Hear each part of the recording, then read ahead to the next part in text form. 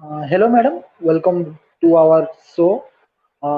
Madam, in today's our show, we are welcome to your Pharmachoice portal's new season on the topic of stability study. I want to introduce to all of my viewers.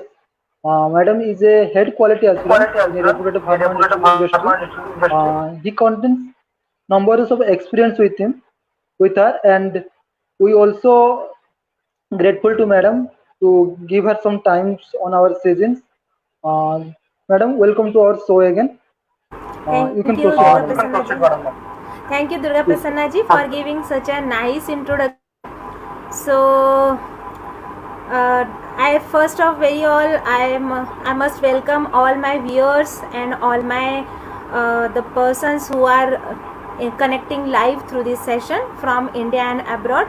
I wholeheartedly welcome you all viewers and welcome to the PowerPoint presentation of then the today's topic of discussion is stability studies, the regulatory requirement. So before starting my presentation, I just wanted to share one thing with you all people, that I just started with my presentation by thanking to my guide, my mentor, Shri Santosh Karmakar sir, who is presently appointed in a very renowned pharmaceutical industry at a very senior position, for all guidance and support you are providing me for the last few years, all the subscribers, viewers, and yes, the young generation of this pharmaceutical industry who are eagerly waiting for this live session since long. So before starting my presentation, I also wish to share that whatever I am going to discuss with you all, whatever I am going to share with you all is totally depend upon my past experience I have gained in this pharmaceutical industry for the last more than 15 years. So we have a lot to share, we have a lot to discuss.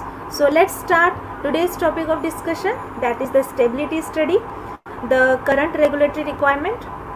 And again, I also wish to introduce my colleague Shri Durga Prasanna ji, who is sharing the portal with you with me for the very first time. So just welcome to Durga Prasanna ji. I hope we all together will give a very great information. We will share a very great information to you all people, to you all viewers. So as I said, we have a lot to share, we have a lot to discuss. So let's start the today's topic of discussion, that is the stability study, the current regulatory requirement.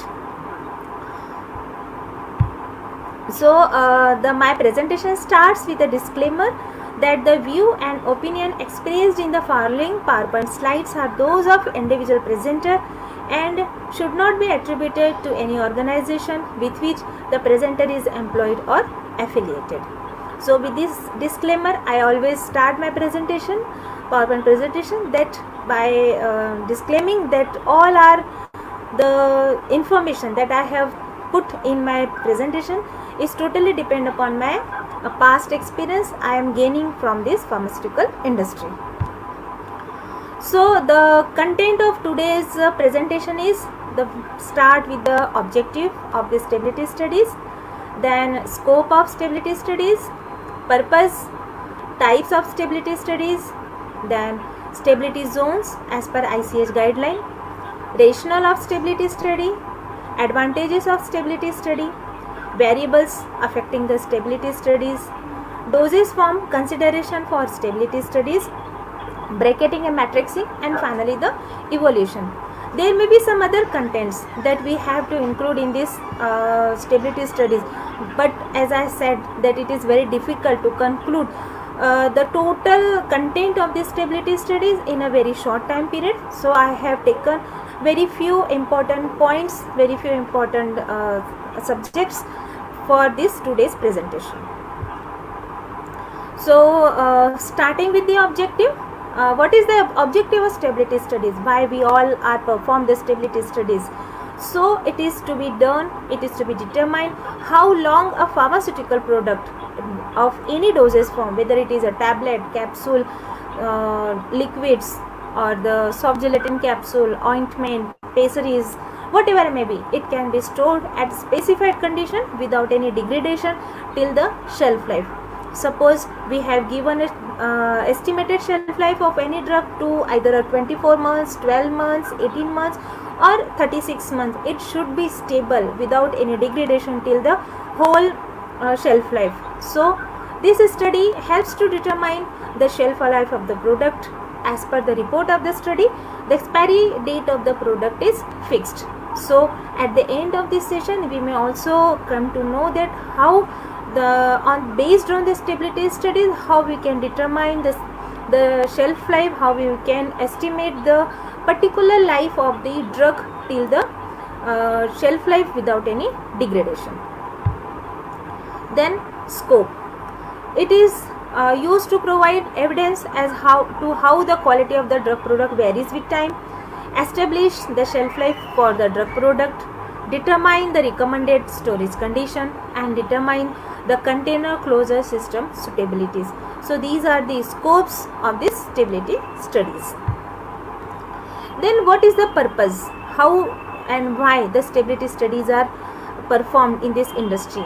The purpose of stability study testing is to provide evidence on how the quality of a drug substance or drug product varies with time under the influence of variety of environmental factors such as temperature, humidity, light, and to establish a retest period for a drug substance or a shelf life for the drug. So these are the common environmental factors which affecting the stability of the drug product, like temperature, humidity, and light. So we have to do all this testing prior to the release to the market, prior to the marketing. Then with this purposefully we have done the stability studies of any drug product. Then types of stability studies. These are mainly of following types, like long-term stability study, intermediate stability study, accelerated stability study, and ongoing stability studies.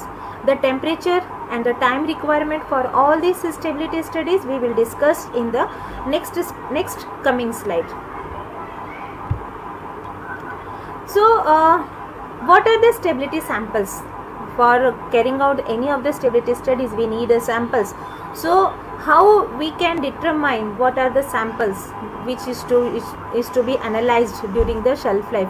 So during a stability study, materials are stored at a various temperature and humidity conditions. Then samples are withdrawn at a particular time period, predetermined time points. Matrix is there. Following this matrix, we have to withdraw the samples. The particular quantity of the sample is withdrawn and subjected to the test that may include either the physical, chemical, like microbiological, or any of the predefined specification that is used to analyze the sample during and between the stability or the shelf life of the product. So throughout the world there are 5 different stability zones. Depending upon the nature of climate, it is being divided into zone 1, zone 2, zone 3, 4A and 4B. There are few products which needs to be stored in a refrigerated conditions. So it is being divided, it is being kept in a separate section where no humidity is required, only specific temperature is required. By providing this temperature in a freezer, we can store the sample within the shelf life, within the their predetermined shelf life that is being given on the product. So if we discuss about the zone 1 and zone 2, the zone 1 is the temperate zone having the long-term stability testing recommended condition at 21 degrees Celsius plus minus 2 degrees Celsius and 45 plus minus 5% RH. It is being kept in a chamber for minimum of 12 months before launching into the market. If the product belongs to a zone 2, then it is to be, the temperature condition is to be 25 plus minus 2 degree and 65 plus minus 5% RH. Again, it is to be kept for the minimum of 12 months. Zone 3, that is the 30 degrees Celsius and 35 degree RH, and it is also of 12 months. In each and each zone the temperature condition should have a tolerance of plus minus 2 degree and a plus minus 5% of RH. Then moving to the next slide, that is the stability zone and the accelerated stability. So here also I have written the temperature and humidity with a minimum duration. Like the accelerated and the ambient condition, the temperature is 40 plus minus 2 degree and humidity 75 plus minus 5%. And the minimum time period for this accelerated stability study is 6 months. Then accelerated refrigerated, then 25 plus minus 2 degree temperature and 60 plus minus 5% RH. If it is accelerated frozen, then 5 degree plus minus 3 degree and no humidity is required. And if it is belongs to an intermediate, then 30 plus minus 2 degree and 65 plus minus 5% RH is required. Again, the sample is to be kept minimum for 6 months for the stability study. Now the chemical rationale of the stability study. The chemical degradation of the product leads to the lowering of concentration of the drug in the dosage form, and the toxic products may be formed due to the chemical degradation of the active ingredients. So these are the rationales. Then moving to the advantages of the stability studies, then there are so many advantages for performing these stability studies prior to the marketing or prior to the launch to the marketing sale or the commercially launch to the any product. I have included only 3 major advantages. That is it gives the assurance to the patient that till the shelf life the quality efficacy of the drug product is stable. Then economic consideration, and it is the legal requirement as per the regulatory requirement. The stability study of any of the product that is being launched for the commercial market, it should be done. Then there are some variables that might affect the stability. I have included some variables. There may be some other variables that may also affect the stability, but as per my experience, as per my past knowledge, I have summarized some of these variables. The first of variable is the formulation, packaging, site and method of manufacture, API, finished products, batch size, batch to batch variability, process validation, quality risk management. So these we will discuss in a elaborated way in a coming slides. A drug must possess the following types of stability. When we are saying that the product must be stable till the shelf life, then what are the stability requirement? What are the consents? Then the very first requirement is the chemical. That is, each active ingredient retains its chemical integrity and labeled potency within the specified limit as mentioned on the label. Then physical. The physical stability properties includes appearance, palatability, uniformity, dissolution and suspendability are retained. Then the next one is macrobiological. The sterility or resistance to microbiological growth is retained according to the specified requirement. The next one is therapeutic. The therapeutic activity remains unchanged till the shelf life. And the next one is toxicological. In the toxicological study, no significant increase in the toxicity occurs during the shelf life.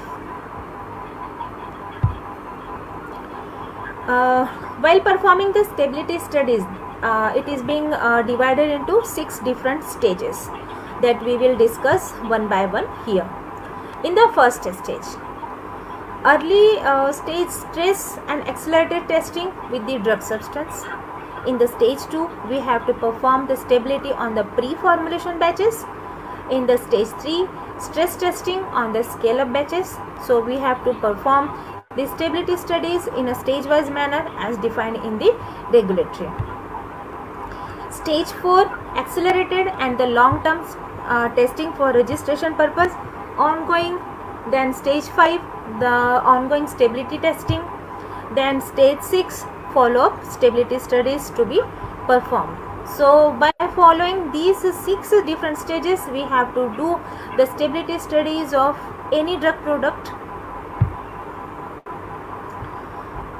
ICH has given a number of guidelines for the stability studies and the other requirement of the and the other regulatory requirement. As far as stability is concerned, ICH released 5 guidelines. That is the series of guidelines starts from Q1A, Q1B, Q1C, Q1D and Q1E. So each guideline has the specific importance, has the different testing condition, has the different parameters that we are going to discuss here. So as per ICH guideline Q1A, it is to be used for determining the stability testing of the new drug substance and the products. If we are launching new drug substance or the product, then we have to perform the stability study as per the Q1A guideline. Then Q1B is used for the photostability testing of new drug substance and the products. Then Q1C, stability testing for the new dosage form. If we are going to launch a new dosage form, then we have to perform the stability testing as per the Q1C guideline. Then bracketing and matrixing design is to be done as per the Q1D. And finally the evaluation and stability study is to be done as per the Q1E guideline. So these are the sum up of all these ICH guidelines as far as the stability is concerned. Then we are going to discuss these guidelines one by one. The first one is the Q1A.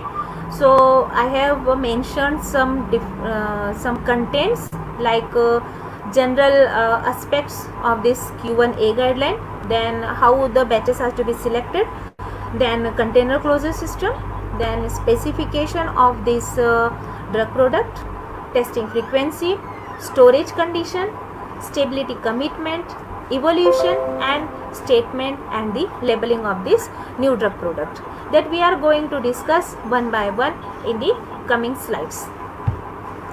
So starting with the general information, we can say that the design of formal stability studies for the pharmaceutical product should be based on knowledge of the behavior and the properties of active substance from stability studies on the active substances. So this is the general introduction of this Q1A.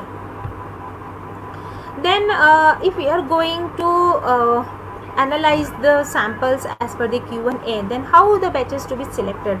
So these are the some points that I have taken from the guideline. That is the very first requirement is data for stability studies should be provided on at least 3 primary batches of the pharmaceutical products. So if we are going to perform a stability study, then the data of the first 3 primary batches is the utmost requirement for this performing the stability study as per the Q1E.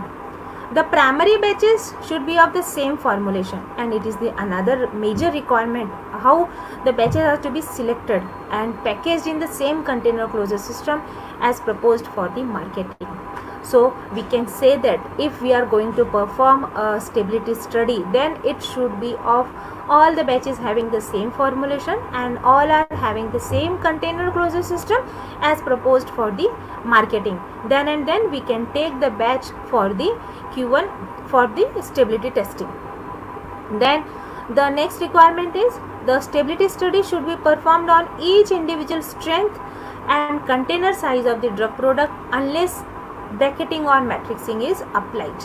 If we are going to apply the bracketing and matrixing, then we can skip or we can skip the some tests as per the matrix. But if we are not applying the bracketing and matrixing, then we have to perform all these testing as per the matrix.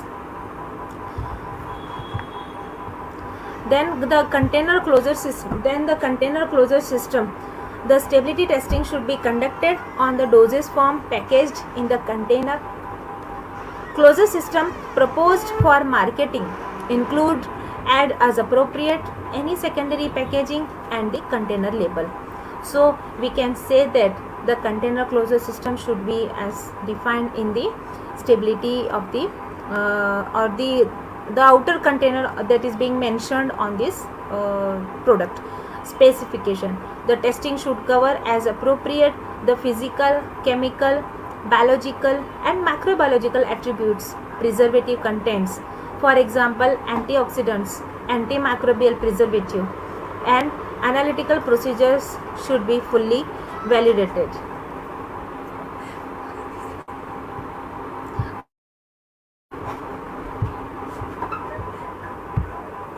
Testing frequencies. Now the testing, how the testing frequency is to be determined by using this flow chart. So as per guidelines, if the product is having the shelf life of more than 2 or 3 years, then there is a particular guideline. If then the first year we have to analyze the sample in every 3 months, and in year 2 it is to be analyzed in every 6 months, and if the shelf life of the product is more than 2 years, that is the subsequent years, we have to perform the stability studies annually.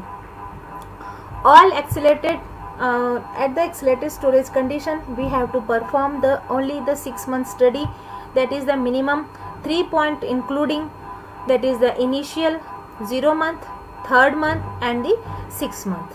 At intermediate storage condition, we have to perform the 12 month study, that is the 0 or the initial month, 6th month, 9th month and the 12th month.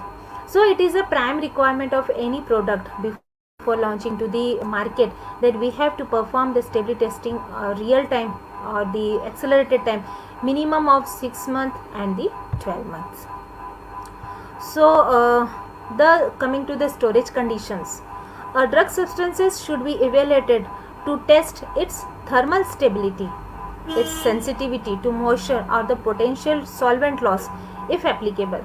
If it is defined that the solvent loss may be there during the shelf life, then its sensitivity is to be analyzed. The storage conditions and the length of the studies chosen should be sufficient to cover the storage, shipment and the subsequent use with due regard to the climatic zones in which the product is intended to be marketed. So if we are going to export the drug or we are going to export any of the product, then we have to perform the stability study as per the climatic zone of that country. Then photo stability testing should be conducted on at least one primary batch of the pharmaceutical product if appropriate. And again, it is also recommended that photo stability testing it also is to be performed for this product. Then the general case, if during the stability study, if the significant change occurs at any of the time during the 6 months, that is the accelerated storage condition, then the additional testing at the intermediate storage condition should be conducted and evaluated against the significant change criteria. It means if we have observed any of the significant change during the 6 month or the accelerated stability study, then we have to withdraw the sample from the intermediate storage condition. We have to analyze that, and again the shelf life of the particular product is to be determined based on the results obtained from this intermediate storage conditions.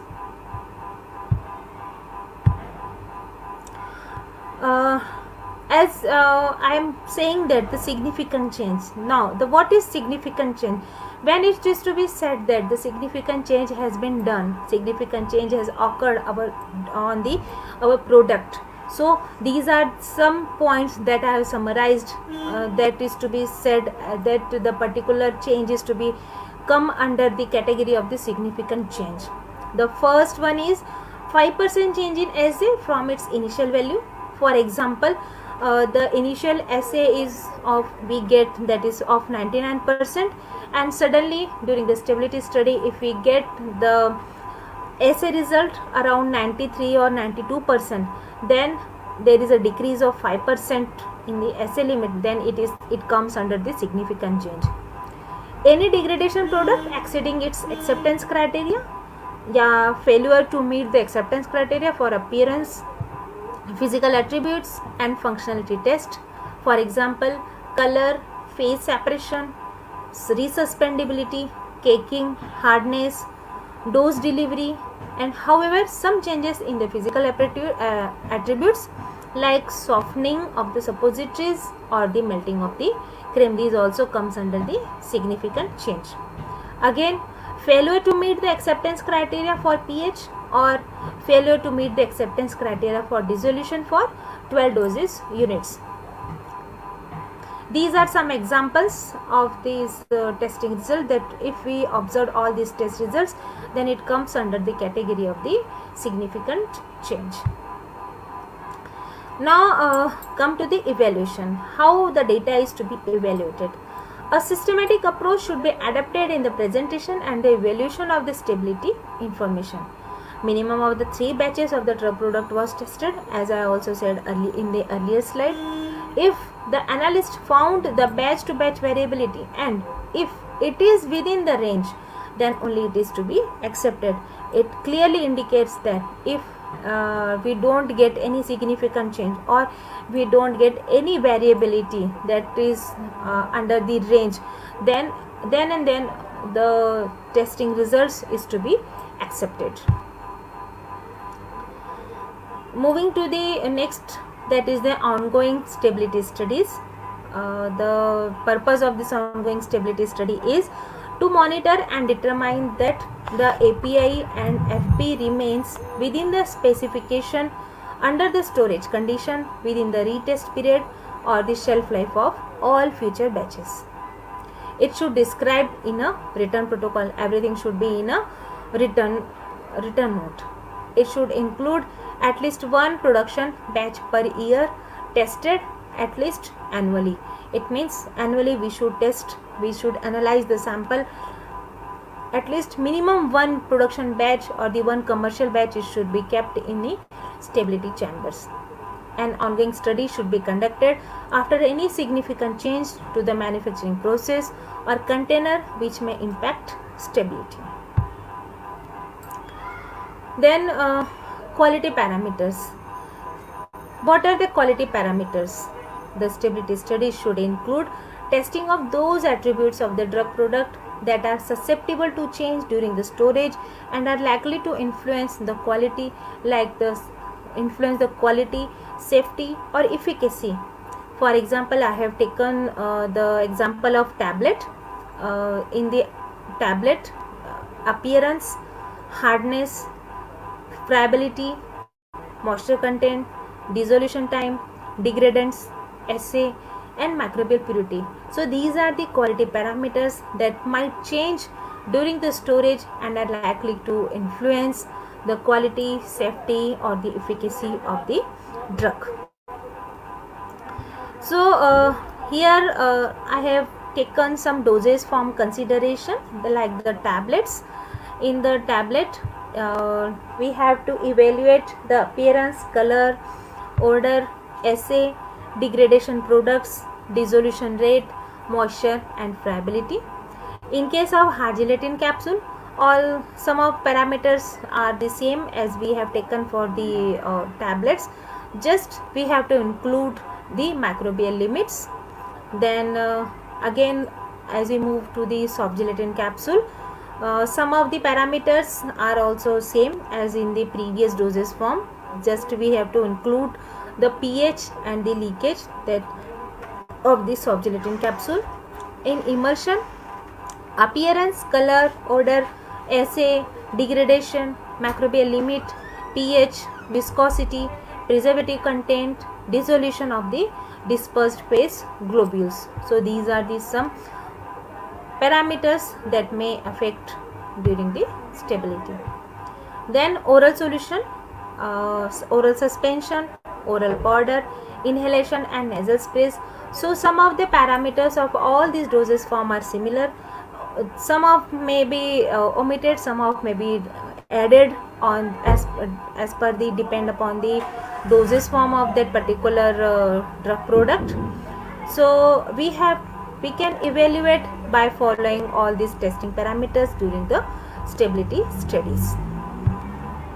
Same as the case in the topical, ophthalmic, ointment, cream, lotion, paste, gel, solution, then small volume parenterals and large volume parenterals. So we have to evaluate these kind of the testing parameters like the appearance, clarity, color, homogeneity, preservative content, particulate matter, sterility, pH, pyrogenicity, volume. So these are the some common parameters that we have to evaluate during the stability study. Now coming to the next guideline, that is the Q1B, or we can say the photo stability testing.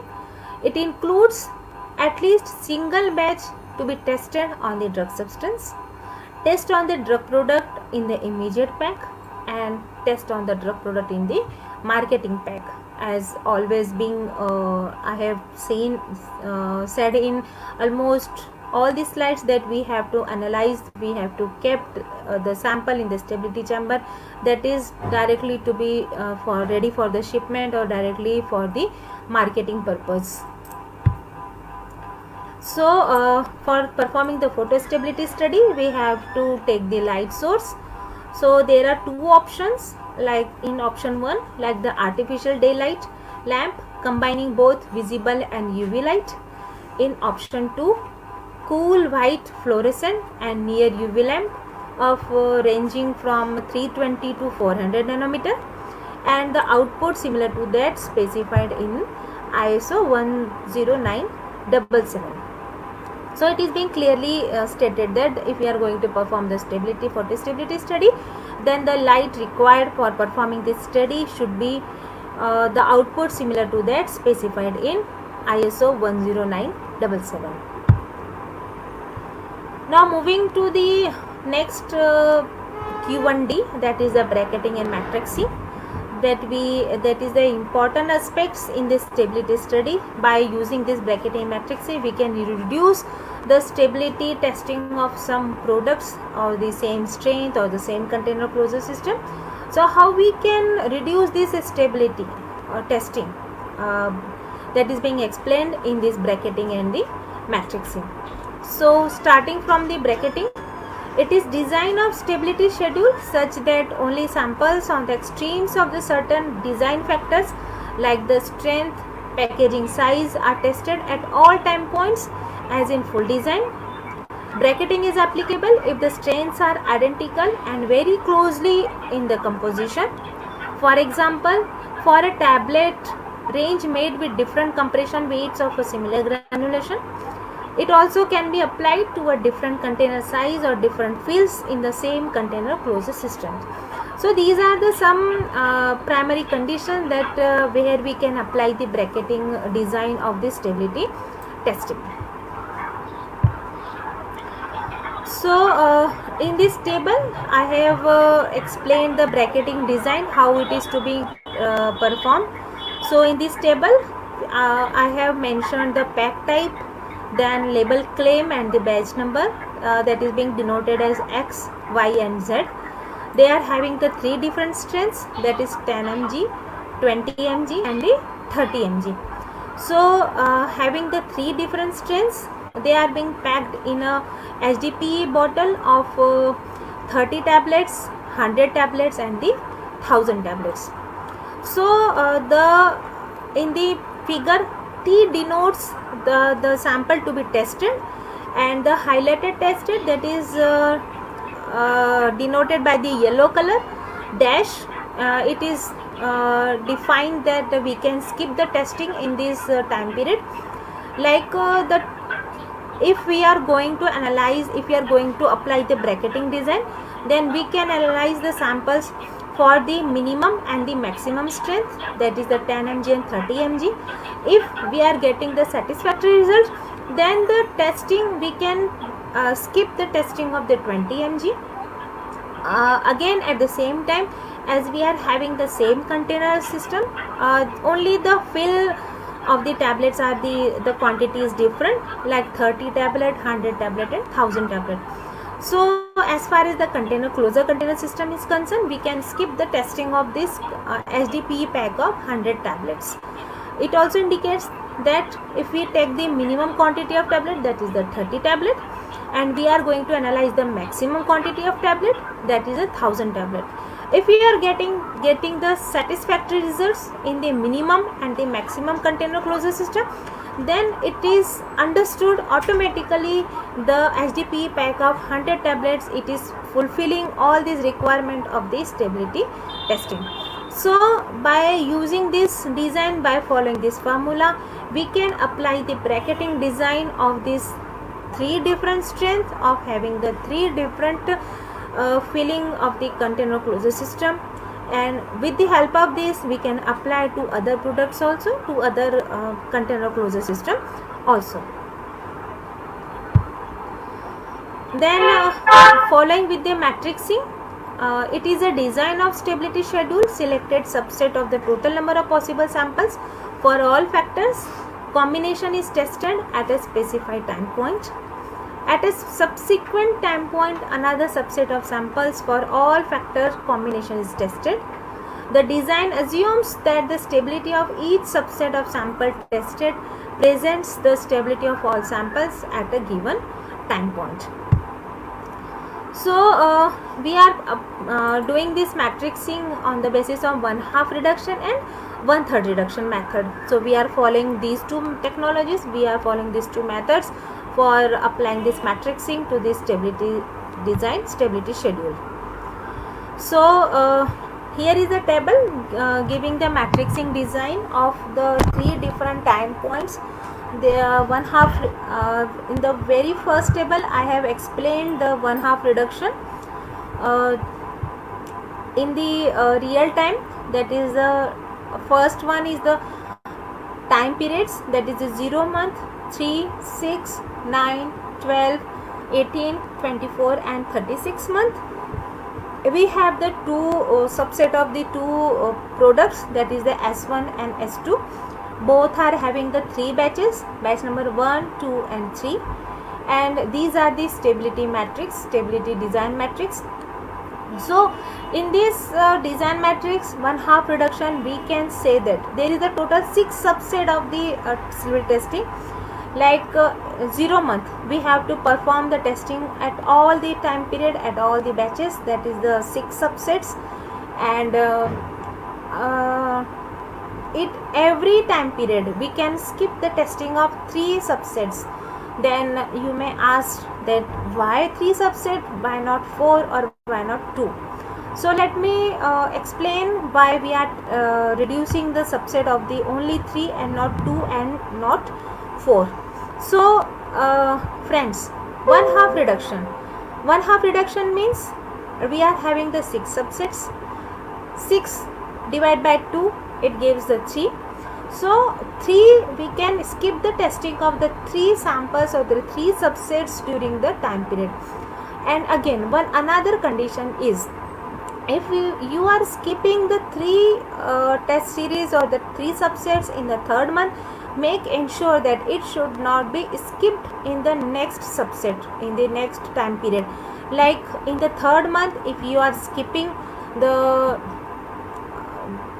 batch 2 and batch 3 of the S1 and batch 1 of the S2, then it should not be skipped in the 6th month, it should be taken into consideration, and the same is the case for the 9th month. And again, one more condition, that at the time period of 0 month or the initial month, 12 month and 36 month, we have to do the testing at all the subsets, because for the registration of any drug, for the regulatory requirement, we have to submit the data of the 12 months.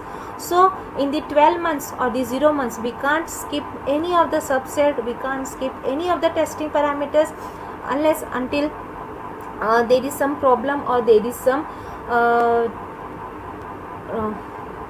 requirement of the regulatory. So we can say that during the 1/2 reduction, we have to perform the testing at 0 month complete subsets, 12 month complete subsets to be analyzed, and at the last shelf life, that is the 36 month, we have to analyze all these testing periods. Now moving to the 1/3 reduction.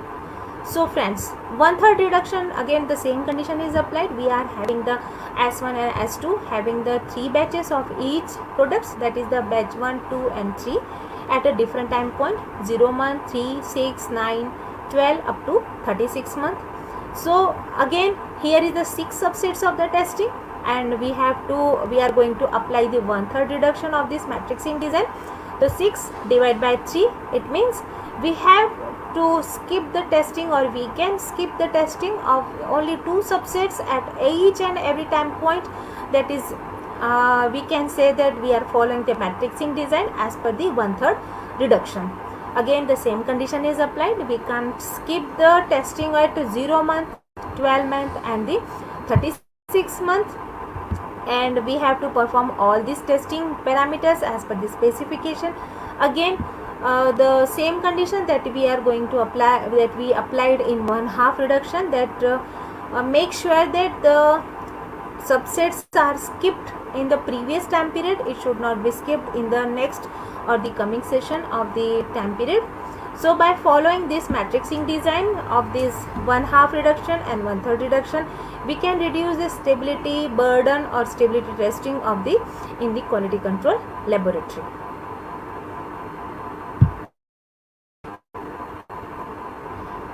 The last one, that is the evaluation, that is Q1E. In Q1E, the first one is the data presentation. Data for all attributes should be presented in an appropriate format, that is either the tabular, graphic or the narrative. The values of quantitative attributes at all term points should be reported as measured, for example SA as percentage of the label claim. A tabulated summary of the outcome of statistical analysis and a graphical presentation of the long-term data should be included. Then friends, the extrapolation. So what is extrapolation? Extrapolation is a practice of testing using a known data set to infer information about the future data. For example, by using the regression of the line analysis. It is used to extend the retest period or the shelf life beyond the period covered by the long-term data, and can be proposed in the application, particularly if no significant change is observed at the accelerated condition. Continuing with this slide, that is the data evaluation for the retest period or the shelf life estimation for drug substance or the products intended for room temperature storage. No significant change at accelerated condition. Where no significant change occurs at the accelerated condition, the retest period or the shelf life would depend on the nature of the long term and the accelerated data. If there is no significant changes occur during the accelerated stability study or the long term stability study, then the shelf life of that particular drug is depend upon the nature of the long term and the accelerated data. Again, the significant change, long term or the accelerated data showing the little or no change over time and the little or the no variability. Where the long term data and the accelerated data for an attribute shows little or no change over time and little or no variability, it might be apparent that the drug substance or the product will remain well within the acceptance criteria for that attribute during the proposed retest period or the shelf life. The proposed retest period or shelf life can be up to the twice, but should not be more than 12 months beyond the period covered by the long term data. Again, the significant change at accelerated condition. If we are getting any of the significant change that is being mentioned in the previous slide at any of the time period at the accelerated condition, then we can say that the retest period or the shelf life would depend upon the outcome of the stability testing at the intermediate condition as well as the long term condition. If we are getting any of the significant change in the accelerated condition, then the shelf life of the product is totally depend upon the data that we get from the intermediate as well as the long term condition. So that's why there is a requirement, or that is also called as the standby stability chambers, where it is to be used if any of the significant change observed during the accelerated stability testing. Again, the next condition, no significant change at intermediate condition. If we are not getting any changes or any significant change at this intermediate condition, then the retest period or the shelf life would depend upon the nature of the long term and the intermediate data. As we are saying that if we got the significant change at accelerated condition, then definitely the shelf life or the retest period totally depend upon the intermediate and the long term. And at the same time, if we don't get any significant change at intermediate condition, then the retest period or the shelf life is totally depend upon the nature of the results that we obtain from the long term and the intermediate data. If we are assuring that there is no changes observed during the intermediate condition or the accelerated condition or the long term stability conditions. The another condition, significant change we observed at accelerated condition. So it is the another condition where the significant change occurs at the accelerated condition. The retest period or the shelf life would depend upon the outcome of the stability testing at the intermediate as well as the long term condition. In the previous slide, we have explained that the long term and accelerated data showing the little or no change, and in the coming slide or the former slide we are explaining that we are getting the significant change at accelerated or the intermediate conditions. So data we are getting from the accelerated condition is totally depend upon the significant change we are getting or not getting throughout the shelf life. So the shelf life totally depend upon the changes that we observed in the accelerated, intermediate or the long term stability conditions. If no significant change occurs at the intermediate condition, the retest or the shelf life would depend upon the nature of long term and the intermediate data. Again, the data not amenable to statistical analysis. When the long term data for an attribute are not amenable to statistical analysis, the proposed retest period or the shelf life can up to 3 months beyond the period covered by the long term data. When the long term data for an attribute are non-amenable, then we can say that the proposed retest period or the shelf life can be extended up to 3 months.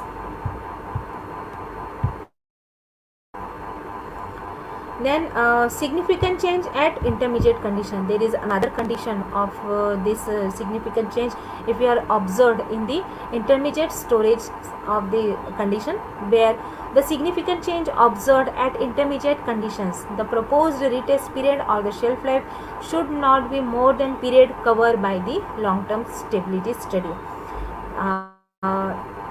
If we observed the significant change as being described in the previous slide, we can say that the shelf life should not be more than the period covered by the long term stability. Suppose we have covered the 12 month of long term stability study data, then the shelf life of the product is 12 months. If we cover the 18 months, then the shelf life of the product should be 18 months. But in addition, a retest period or shelf life shorter than the data covered by long term stability data may be called for. If we are getting the result, we are getting the specified result as per the specification, then definitely we can say that if we got any of the significant change at intermediate condition, then the shelf life of the product or the retest period of that particular product is totally depend upon the time point covered in the long term stability study. So with this data, I would like to sum up my stability study, today's PowerPoint presentation.